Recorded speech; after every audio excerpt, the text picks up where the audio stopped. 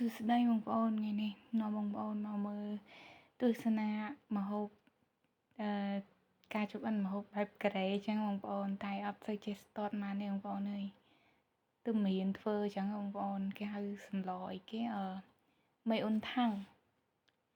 តែវាអត់ប្របាយបងប្អូនព្រោះគេមានគ្រឿងគេស្រាប់អញ្ចឹងណាហើយជាមួយយើងដាក់ជាមួយត្រីសាម៉ុនក្បាលត្រីសាម៉ុននិយាយទៅឆ្អឹង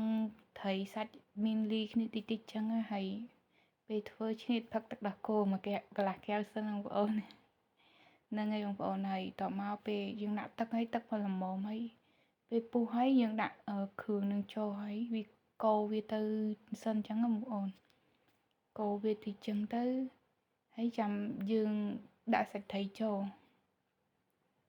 យើងដាក់សាច់ត្រីចូលទៅនិយាយទៅម្ហូបហ្នឹងអត់សូវពិបាកមកទេបងប្អូនតែរសជាតិមិនដឹងថាម៉េចទេបងប្អូនឯងធ្វើលើកដំបូងហើយ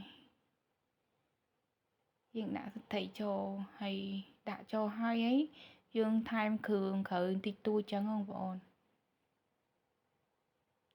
គ្រឿងមានតែអំបិលហើយនឹងស្ករហើយដាក់រត់ឌីតិចចឹងតបមក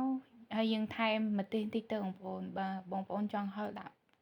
ឲ្យច្រើនរត់គោកាន់តែឆ្ងាញ់ថែមទៀតចឹងណាបងប្អូន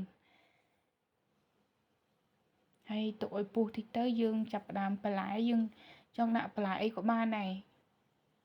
តែក្នុងទូអស់បងប្អូនចឹងដាក់តែមានតែស្លឹកខ្ទឹមស្លឹកខ្ទឹមមក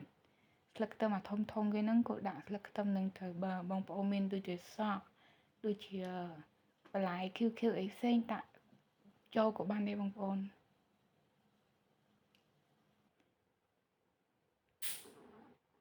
ហើយបងប្អូននេះសម្លកាត់សំមេអ៊ុនថាំង